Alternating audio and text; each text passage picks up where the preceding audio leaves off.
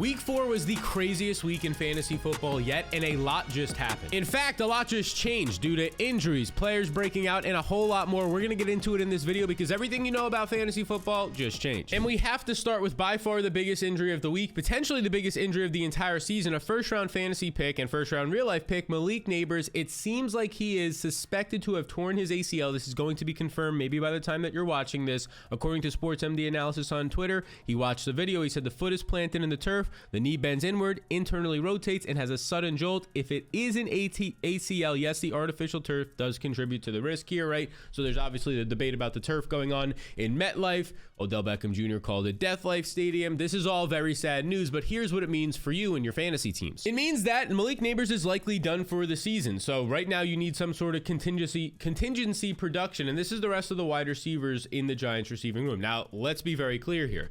Nobody is going to replace in your lineup right now Malik Nabers. You spent a top 12, possibly even top 10 overall pick on him in your fantasy draft, so your lineup at this point is pretty banged, but you have to do something, and the biggest possible players that can fill in here are these two guys right here, Wan'Dale Robinson and Darius Slayton. The priority for me, if I'm trying to pick somebody up, whether you had Nabers or not, who's going to see the biggest bulk in terms of production, to me is Wan'Dale Robinson. Partially because we already saw the upside that he can have a couple of weeks back, 8 catches, 142 yards, and a touchdown against the Dallas Cowboys, though that was the Cowboys defense. That was Russell Wilson. Now a totally different quarterback is back there in Jackson Dart. And Jackson Dart, the rookie, if you watch this game in week 4, it's not like a traditional NFL offense. It's kind of like a college offense, a lot of RPOs, some quicker, shorter passes sprinkled in with deeper looks. That fits better for Wan'Dale Robinson. Robinson in a not the exact same, but somewhat similar offense a year ago where Daniel Jones was there for a while, was top 10 in the NFL in targets with 140. Ideally, he sees this type of target volume, 8 targets per game with Jackson Dart, except a little bit more downfield because last year Wan'Dale Robinson was only seeing his average target 4.8 yards downfield, barely better than a check down to a running back most of the time, right? So here's the thing, Wan'Dale Robinson should be the priority. Obviously, you're not replacing Malik Nabers, and it was terrible that happened, and if you took him in the first round of your draft, hopefully you hit on a Jonathan Taylor in the second round, or a third round Jackson Smith and Jigba, or maybe both of them, so that your team still has some firepower. The other option here, who's going to be cheaper and more widely available in your leagues, is going to be Darius Slayton. Darius Slayton is somebody who has been an NFL pro. Now, this past week, for a while now, he's been successful. They keep re-signing him because he's been so good. 3 catches, 44 yards, led the team. Nothing to ride home about, right? But again, this was a game where you end up losing your star wide receiver midway through. Darius Slayton in his career has always been pretty solid as like a number 2 or 3 on a team. Multiple 700-yard seasons, 70-plus targets in 3 straight years. Now he's going to have to step up in a big way. Do I think he's going to consistently go out there and earn 7 to 10 targets and produce? No. Do I think he has the upside to have some of these 100-yard games here and there? Yes. So when it comes down to it, I would be ranking it Wan'Dale Robinson, then Darius Slayton. Honestly, nothing else really stands out here. Like, we did see Theo Johnson get involved. He had a 30% target share once Malik Nabers left this game from the rookie Jackson Dart. A lot of short, quick passes. So maybe that's something that you can hang your hat on. But again, are you going to be starting him in your tight end spot expecting elite production? No. Now, the next story that we have to talk about, because this is definitely changing the fantasy football landscape, is Quinshon Judkins, who a lot of you ended up getting him in, I don't even know, maybe the waiver wire. Maybe he wasn't drafted because of people not thinking he was going to play this year due to the legal issues, and those were some really serious concerns. Well, right now, he is everything and really like the only thing about this Browns offense that is even fun watching and producing. You remember back in week 2, they said Judkins was going to play, but he was going to be on a 12-snap limit. He only played 25% of the snaps, but even in that week 2, we saw some nice glimpses. He saw 48% of the rush attempts. He was already operating in week 2 while playing just 25% of the snaps as their lead back. He had 10 carries for 61 yards, leading the backfield in carries, leading the backfield in yardage and efficiency. He had a 31-yard run late in that game against the Ravens defense that we now know is not that great of a defense. Overall, that's a Ravens-Baltimore team that you saw in week 4 against the Chiefs that is very banged up right now. So it left some people questioning after week 2, well, like maybe it was just the matchup. He had a 30-yard run in garbage time. Let's see what he does in week 3 against the Packers. Well, he came out in week 3 against the Packers, and he took full control of this backfield. He played 58% of the snaps, right? So he loses some snaps for passing down work, but 95% of the backfield carries. Only Dylan Sampson was the only other running back to see a carry in week 3 against the Packers. He saw 1. What did this amount to? 18 carries for 94 yards. He included a reception in this game for Quinshon Judkins. He ended up finding the end zone as well. So now he's starting to look like a legit workhorse back. A running back that rest of season you can start to project out as easily a top 20 running back. And now the question is, how high is he going to get and how close will he get to the top 10? Well, after week 4, it's pretty hard not to think he's a top 12 running back the rest of season, because in week 4, he plays 39 out of a possible 67 snaps. So his snaps go up once again in this game. And once again, he commands the backfield touches. 21 carries for 82 yards in a game where they absolutely were trailing and getting blown out, they still had fed him 20 plus carries. The only other running backs to see touches, Jerome Ford with 1 carry, Dylan Sampson with 1 carry. Judkins found the end zone in this game as well. And now this is 2 straight games of very strong workhorse production of 20 plus overall opportunities and touches and finding the end zone. And as you can see from Ryan Heat's tweet right here, the Browns trailed for almost the entire final 3 quarters of this games. Despite that, Judkins 21 of 23 backfield carries and 11.5% target share was a season high, so thus a career high for him, and top 5 through the early games in week 4. 18.8 weighted opportunities. Now, this is a guy that I'm very, very terrified of because we have this small 2-game sample now of him looking like a legit top 10 runner in the NFL, like the new age Browns Nick Chubb here. And it looks like he has absolutely no competition because the past 2 weeks he's seen 40 carries, and the combination of Dylan Sampson and Jerome Ford has seen 3 total in the past 2 weeks. However, we still know what this team is. This team literally just got blown out this past week. They're very close, in my opinion, to pulling the plug on Joe Flacco at this point, right? He's not winning you games. He's not really doing much for you out there at this point. And that's where you're going to start to probably get in order Dillon Gabriel. We saw him in week 4 in garbage time a little, and Shedeur Sanders maybe at some point this season. And when those guys take over, like, it's not a good offense right now and Judkins is producing, but how much can you really produce if they put Dillon Gabriel behind center in, who knows, 1, 2, 3 weeks from now, and then all the defenses have to do is load the box against Quinshon Judkins, who's also not a pass catching running back. Like, although he's been seeing these 20 carries per game the last 2 weeks, he's not seeing any of the passing down role for the most part. That's all going to Jerome Ford right now. So I will definitely say that these past 2 weeks, especially this past week, Judkins looks like a borderline top 10 running back in the NFL. He looks fantastic, but it is just a small 2-game sample, and this overall offensive environment around him is very thin and very disgusting. It will be easy for defenses to take him away if they want to moving forward. And the next situation takes us to another rookie running back, and that's going to be a trend in this video because a lot of the rookies are starting to break out. Everybody was panicked after 2 weeks, but now we're good to go. And Marion Hampton is another one of those rookies because he has officially arrived. Now, remember the first 2 games of the year, 78% of the snaps, 66% of the snaps, but absolutely no production for Marion Hampton, the RB32, the RB53, and everybody was scared, everybody was worried, and for good reason. You spent an early second or late second or early 3rd round pick on this guy, and he wasn't producing for you right away. But he also had some difficult matchups, right? He had the Chiefs on opening night in his first ever game in overseas, right? It's just a weird situation. Now you get here in week 3, Najee Harris goes down with a torn Achilles, 19 carries for Hampton. He has 70 yards in this game. He finds the end zone, but more importantly, gets activated as a receiver. 6 catches, 59 yards in this game as well. Has an absolute blow-up fantasy performance where he's a top 10 running back, top 5 running back on the entire week. And now heading into week 4, there's no Najee Harris. There's really no backfield competition. They don't sign anybody. It's all going to be the Marion Hampton show in theory. He goes from playing 79% of the snaps in week 3 when Najee Harris left with that torn Achilles. He then comes out here in week 4, and what happens immediately? He loses Joe Alt. He loses an offensive lineman who is believed to have suffered a high ankle sprain, average 3-week recovery according to SportsMD analysis. This is pretty terrible. You lose Rashawn Slater to start the season. Now you're losing Joe Alt. The 2 best pieces on this offensive line are now not out there in week 4. So what the heck are we going to do if you're the Chargers? Well, the Chargers just said screwed, and they continue to lean in a very good matchup against the Giants on the run. And what happens in this game? Marion Hampton explodes. He has this massive gain right here. And many times in this game, he shows off his speed, which was kind of an underrated part of his game, as you can see right there. Shows off his speed for a 60-yard touchdown. He also showed off his hands in this game. He was breaking tackles left and right. He looked like vintage UNC mega producer Marion Hampton. Now, he only had 12 carries. He made the most of them, averaged over 10 yards per carry, 128 yards. A lot of that came on that 60-yard touchdown run. But once again, he gets activated as a receiver. 5 catches, 37 yards in this game. He now has 11 receptions in back-to-back games. And if Joe Alt is not going to be out there for the next 2 to 3 to 4 weeks. You don't have Rashawn Slater this year. Your offensive line is not going to be as efficient running the ball. You might get these check down performances of 5 catches for 37 yards more often. And in your PPR formats, if your running back is getting you anywhere near 4 to 5 receptions for positive yardage, that is an absolute bonus code, right? Or cheat code. He's basically getting you an extra 1.5 rushing touchdowns if your name is like Derrick Henry that you just don't get activated as a receiver. Marion Hampton is. In week 4, he totaled 56 snaps. The next closest running backs were Hassan Haskins with 5, Kamani Vidal with 3. So obviously he's the workhorse running back here. And when you look forward at the schedule coming up right now for Hampton, it's going to start to clear up. He gets a matchup against the Commanders at home. That's a solid matchup. A matchup on the road against the Dolphins is solid. A matchup at home against the Colts, solid matchup. Vikings defense that just gave up a career high game of over 100 total yards to Kenneth Gainwell. Titans defense, and then a Steelers defense that looks very thin right now.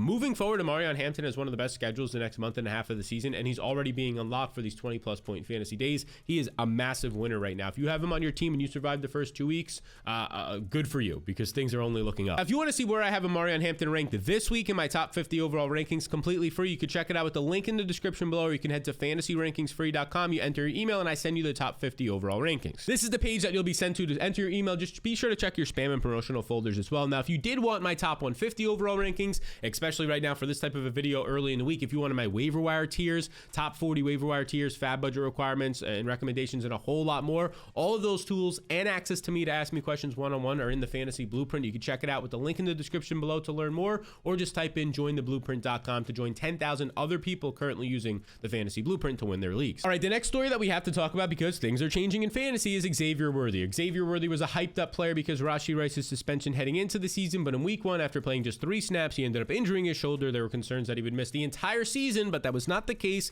He came back just a couple of weeks later and returned in week 4 against the Ravens. Now, the reports claim that Xavier Worthy before the game told Anthony Reid, like, no, I'm not going to be limited. If I'm out there, I'm doing every single thing, and he literally did every single thing for this team. Not only did Worthy come right back and lead the team in targets and receiving with 5 catches for 83 yards and make contested catches and take hits with that shoulder, and he ended up being fine, it seems, right now. He also led the team in rushing. 2 carries, 38 yards, right? He had the big rush in this game, so he goes for over 100 total yards, 120 or so yards total in his return in a matchup that it looks like the Ravens are not a great defense this year, but it was good to see that Xavier Worthy held up, and more importantly, all they needed was this guy back. They get Worthy back, and the Chiefs offense goes out there, and they absolutely produce. They score 37 points, and basically this game was over by like the 3rd quarter when Lamar Jackson gets hurt. 30 points through 3 quarters in this game for the Chiefs offense. They're going to get Rashee Rice back in now 3 weeks. He can only help to move the change and sustain offense, which is going to help everybody on this team, including Xavier Worthy. And he looked like the Xavier Worthy of old. He played all the snaps in this game. Worthy last year to end the season was a top 10 wide receiver down the stretch. If you look at Ryan Heat's tweet right here, over his last 7 full games, including the playoffs,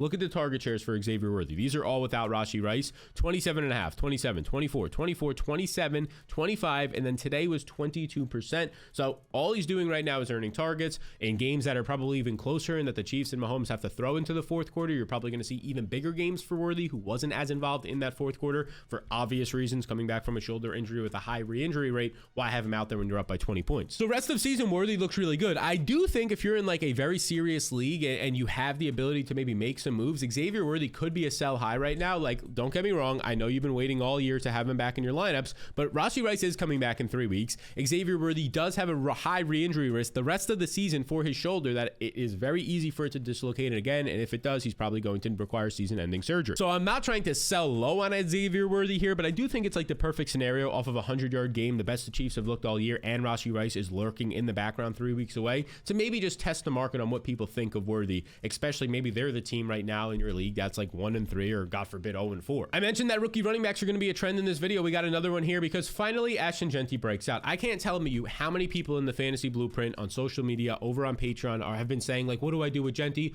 Do I sell him? And every single trade offer they're getting is like selling Ashton Jeanty for a bag of potato chips. No, wait for Ashton Jeanty to have a breakout game. It's been just 3 games. And finally in week 4, we got the breakout game. 21 carries for 138 yards. Oh, but he did not stop there. 2 catches, 17 yards, and 2 touchdowns in this game. He also had a season high in terms of target share as well, with about a 10% target share. Ashton Jeanty, everybody's judging him off his first 3 games where the Raiders offensive line looks terrible. They finally hold up a decent amount in this game, and he goes for 150 total yards and 3 touchdowns. Like, remember how everybody was panicking? Ashton Jeanty, 144 rushing yards this year entering week 4 before the week 4 game, 145 after contact. So 101% of his yards have come after contact this year, right? He was getting no blocking at all. What does he get in this game? He gets some blocking. He gets some blocking right here. As what does he do? He usually breaks tackles, breaks a tackle, picks up all his yards technically after contact here. Looks like one of the better running backs. It looks like college running back Ashton Jeanty. But I will say, this is definitely the sell moment. If you were somebody messaging me the past 2 weeks, especially this past week, and you were concerned about Ashton Jeanty being on your team trying to sell him,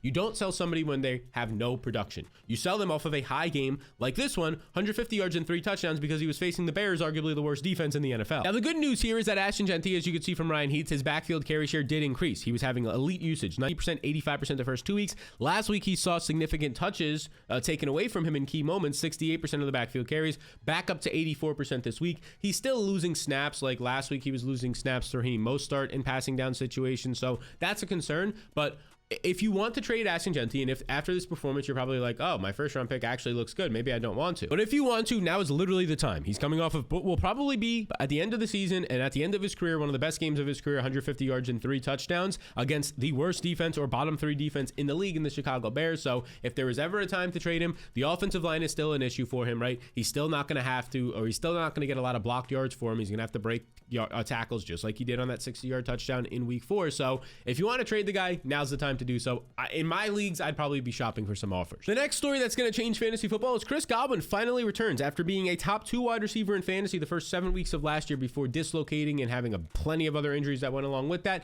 He returns finally in week 4, and honestly, it was good to see Chris Godwin out there. And it was good to see Chris Godwin going out there, and immediately, he only has 3 catches for 26 yards. That doesn't look great, but he ended up having a team high, tied with Emeka Egbuka, 10 targets in this game. Now again, just 26 yards and 4 fantasy points. He didn't look as crisp out there. He missed like a toe tap on the sideline. He was off on a couple of plays with Baker Mayfield, but this is to be expected. The guy has literally not played professional football in 11 months, and he's coming off of a very serious injury. Sure, there's going to be some rust. I mean, people didn't think he was going to play until maybe week 7 or week 8. He's coming back before that timeline. Give the guy a break. But it is good to see that he had that volume out there with Mike Evans still probably going to miss, I would say, at least another 2 to 3 weeks and not even be 100% once he returns. Godwin should still see this volume moving forward, hopefully get ramped up more. Now, Godwin in this game did play on the outside a lot, which is a concern. Like, I don't want to see Chris Godwin on the outside in 3 wide receiver sets with Sterling Shepard in the slot and Emeka Egbuka on the outside. Godwin had all of his success last year out of the slot, mostly for Liam Cohen. So hopefully that changes some moving forward. But honestly, at the end of the day, Godwin's not going to be the Godwin of last year because of this injury, his age, and also because Emeka Egbuka is emerging pretty easily now through 4 weeks of the season as the healthiest wide receiver and the youngest on this team as a first-round pick, and he's just producing. 4 catches, 101 yards and a touchdown in this game. Now, I will say when you watch his touchdown, and let's bring it up right here, like these are some fluky type plays. Like this should have been an interception. It's just a bad play by the cornerback. Baker should not be throwing this ball. This should be a pick right there, but Baker throws it. He gets a little bit lucky, right? And it ends up going for a 77-yard touchdown to Emeka Egbuka. Just so happens to be Egbuka on the receiving end of that one. But if you're out there, you're getting open downfield enough and your quarterback trusts you, he's going to throw some balls that a cornerback overshoots just barely and jumps a little bit too early and misses the interception on, and then you get a touchdown. And this is an offense that's going to pass the ball. Entering week 4, Baker was averaging the 11th most pass attempts per game, the 2nd most deep attempts. That only went up, as you could just see, based on that last catch in that game. We'll also show one later on about Bucky Irving having another deep catch down the sideline for a long touchdown. So moving forward, it looks like we're a quarter of the way through the season, even without Godwin being healthy and Mike Evans for the whole season. This Bucs offense looks completely fine, similar to how it did last year, and a big reason why is Emeka Egbuka, who just continues to be a player that you want to hold on to. If you get the right offer, right, if you get some sort of package deal for Puka Nacua or Amon-Ra St. Brown, sure, send him away. But as of right now, if you have him, the story here for the Bucs is that he just continues to be their first-round wide receiver, one of the best wide receivers in football right now. But we can't say that about Ladd McConkey, who the thought was entering the year he would be one of the best wide receivers, but that connection with Justin Herbert that ended in 2024 is not the case right now, right? This is a guy who, to start this season, okay, in the first game on Friday night in Brazil, it was nice, 6 catches, 74 yards. That's nice against the Chiefs, top 24 performance. If he scores a touchdown in that game, you're looking at one of the best performances on the week. But then the following 2 weeks, wide receiver 47 on 5 targets, wide receiver 46 on just 4 targets, and this is where the panic started. I've been getting a lot of questions. Ladd McConkey was my 2nd-round pick or my early 3rd-round pick. What do I do with Ladd McConkey? And as I've been saying, just like with Ashton Jeanty, you hold on to them unless somebody overpays, which is unlikely, until they have a breakout performance. But unlike Ashton Jeanty, Ladd McConkey did not have a breakout performance. He had just 1 catch for 11 yards, and this is starting to become a big issue because look at this man right here. Quentin Johnston again comes out here for the 4th straight game and shows that he is the wide receiver 1 on the Chargers. 8 catches, 98 yards, a touchdown, making legit big boy catches downfield, being trusted by Justin Herbert downfield, and running those important intermediate to deep routes that lead to a lot of fantasy production. It might sound crazy for me to come on these airways and say for the 2nd straight week now, we declared this last week, that Quentin Johnston is the wide receiver 1 on the Chargers, and I don't see that changing anytime soon. But that's just the facts right now, and it's not just based off of 1 or 2 games. It's now based off of 4 games where he looks like the wide receiver 1. He's running those routes. He's the first read the majority of the time, and right now just the connection between Ladd McConkey and Keenan and Justin Herbert isn't there.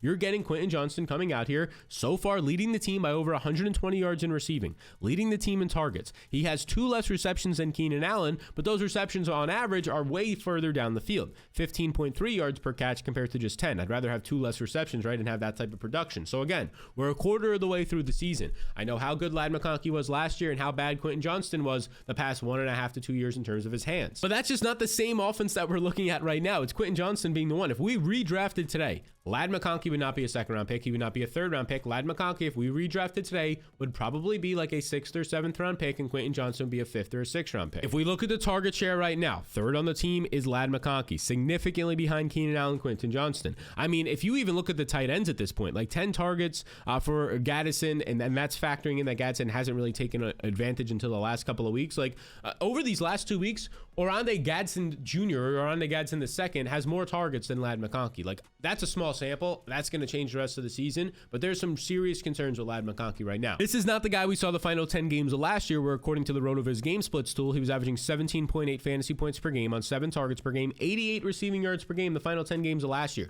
We're talking about a guy in the playoffs who had 190 receiving yards or something like that in a touchdown, the most ever for a rookie wide receiver in their playoff debut, and he was like getting 15 targets when everybody else on the team was getting 2 targets, right? Sadly, it's just not the case this year. Moving forward, you have to hold Ladd McConkey. No one's going to give you proper value for him. Now, if you are 0-4 in a league or 1-3, and a big reason for that is because you had Ladd McConkey and hopefully you didn't take like Malik Neighbors in the first round. But if that's the case, well, try and get some sort of package deal to move Ladd McConkey. You're not selling him for peanuts. You could look at the rest of season rankings in my fantasy blueprint, the top 150 rest of season rankings, to get proper value for him. But see if you can make a move, because I don't think this is changing. He might have a blow up game next week for 6 catches, 80 yards, and a touchdown. But for the rest of the season, Quentin Johnston is a big piece of this offense. Before we get into the next story that's changing fantasy football after a crazy week 4, I don't know if you know this, but I've teamed up with DraftKings Pick 6, the official daily fantasy sports partner of the NFL, and they're offering you a chance to win some real money. All right, here's what I'm talking about. Just pick more or less on 2 or more player stats, whether it's your favorite team, whether it's a guy that you like that week based on his matchup, and that allows you to unlock the upside to potentially win some real money. It's as simple as that. There's no convoluted rules. There's no gimmicks. You just pick more or less on some players, and then you watch those players perform. And now here's the best part, a little bit of a bonus for you. New DraftKings Pick 6 customers get $50 in bonus picks with just a $5 entry on your first pick set. This is your opportunity to put your football knowledge to the test. Just download the DraftKings Pick 6 app now and use code SAL. In partnership with DraftKings Pick 6, the crown is yours. Okay, the next story we have to talk about is that Travis Etienne, it's just not a fluke at this point, right? Like, it's not a fluke, just like it's not a fluke for Quentin Johnston through 4 weeks, like what we talked about with Ladd McConkey. It's not a fluke when Travis Etienne is the clear number 1 running back on his team, when he goes for another 120 plus yards,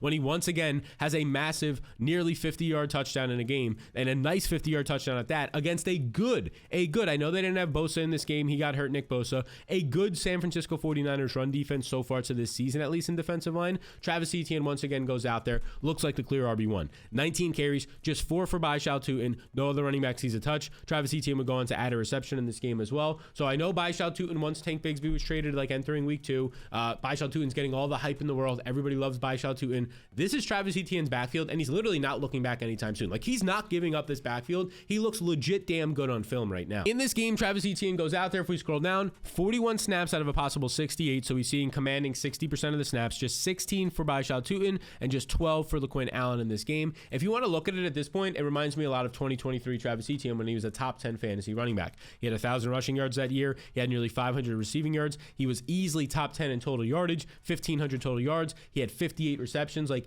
everything looks like that right now.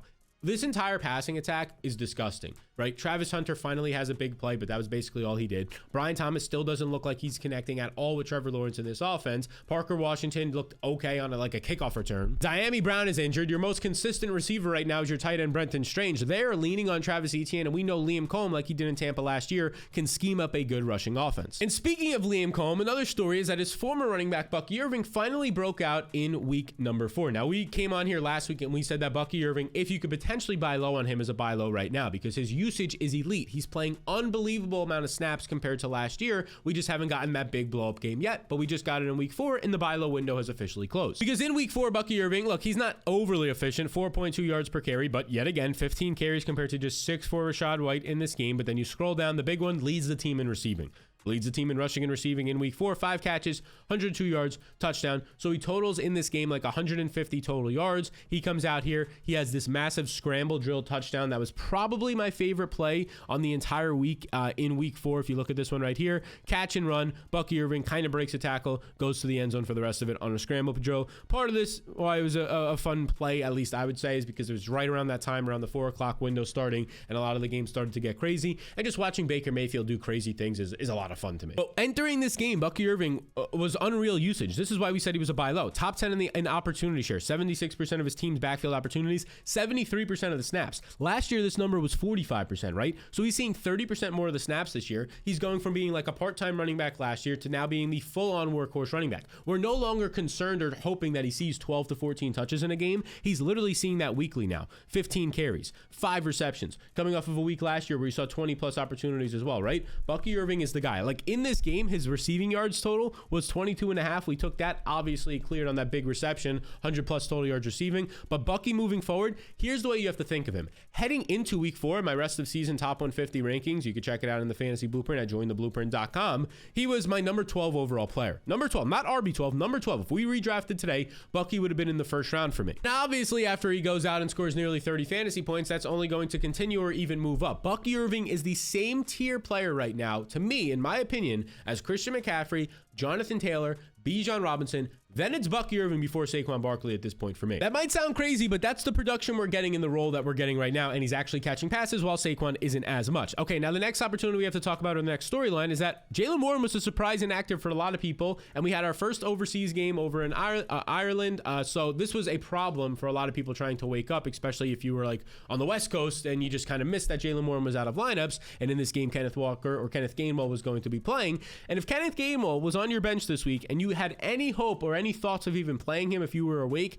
this one was a dagger because he goes out there and just happens to have a career game. 99 rushing yards and 2 touchdowns, sees 19 carries compared to just 6 for the rookie Caleb Johnson. They do not trust Caleb Johnson at all right now. Then he catches 6 passes, 35 yards as well. So in this game, you're getting 130 total yards. You're getting 25 touches, 6 receptions, multiple touchdowns, a career game for over 30 fantasy points. He was a top 5 scorer on the week. Now, I will say moving forward, I'm not too sure that that's going to be the usage that we always get, though the fact that you just saw that he has the capability of doing that maybe leads to a little bit more usage for Kenneth Gainwell once Jaylen Warren returns. And now there's a pretty good chance Jaylen Warren returns soon. The Steelers go on bye in week 5, so in week 6, I assume he'll be back in time for a pretty tough matchup against the Browns. Pretty tough matchup against, although now the Packers matchup doesn't look all that tough. Javonte had a nice game, 40 points given up on Sunday Night Football. But moving forward, they have some nice matchups, multiple matchups against the division rival, the Bengals, which will be nice. So at the end of the day, Kenneth Gainwell, after this performance, shouldn't be on many 12-team format waiver wires.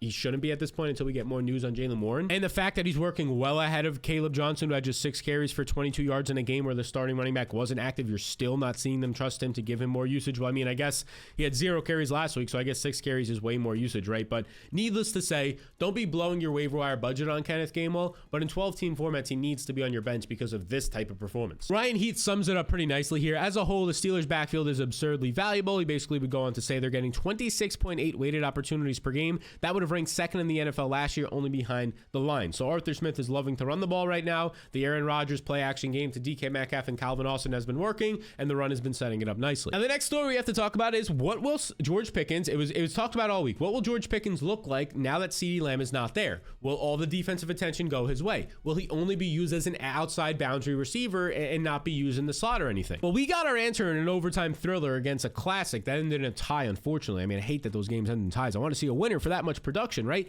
8 catches, 134 yards, 2 touchdowns, and you got the entire George Pickens experience in this game. You got George Pickens making an insane contested catch. They then even moved him right before the half into the slot where he had a touchdown right before halftime. You had him making clear drops. You had him getting frustrated and looking like he was going to erupt at any second, and then you had him going at the end and getting a go-ahead touchdown, breaking tackles, scoring a touchdown, showboating, all these things. It was the full George Pickens experience, and as somebody who stayed up until midnight to watch the end of this game and then had to get up at 4 a.m. to film this video right here, it gave me energy. It gave me energy that somehow I got a full night's sleep on just 4 hours of sleep because of that game and the things George Pickens was doing. In this game, he led the team as you would expect, playing 62 snaps, led the team in routes run, had twice as many targets as any other wide receiver here. Like Jalen Tolbert comes through with a huge catch in the fourth quarter or in overtime of that game. Should have ended up leading to a win, but they had to settle for a field goal. 6 targets. So that's what we talked about last week in terms of Jalen Tolbert. Like if you lost CeeDee Lamb and you needed a replacement for a month, I guess pick up Jalen Tolbert. This team's going to throw 35 plus times per game and maybe he'll make a big play like he did in week 4. But now moving forward, I mean, until CeeDee Lamb returns, and even once he returns, like George Pickens is a borderline top 12 wide receiver in fantasy football. I mean, he has 3 straight weeks of at least 17 fantasy points and a touchdown in all 3. He has 4 touchdowns in his last 3 games. He's coming off of a game where he just showed he could be an alpha number 1 receiver against a defense that was supposedly supposed to be good. So moving forward, while CeeDee Lamb is out, Pickens is easily a top 15 fantasy receiver, and probably the rest of the season he is as well. So these are the biggest storylines coming out of week 4 of fantasy football. In my opinion, the craziest week in the NFL season so far, and it led to a lot of things changing. And because a lot of things changed, like some of the stuff in this video, the waiver wire is going to be better than it usually has so far heading into week 5. And you can check out, once it's up on Tuesday, the waiver wire video here. These are going to be the 10 players that you can add off your waiver wire to improve your team before your friends do entering week 5.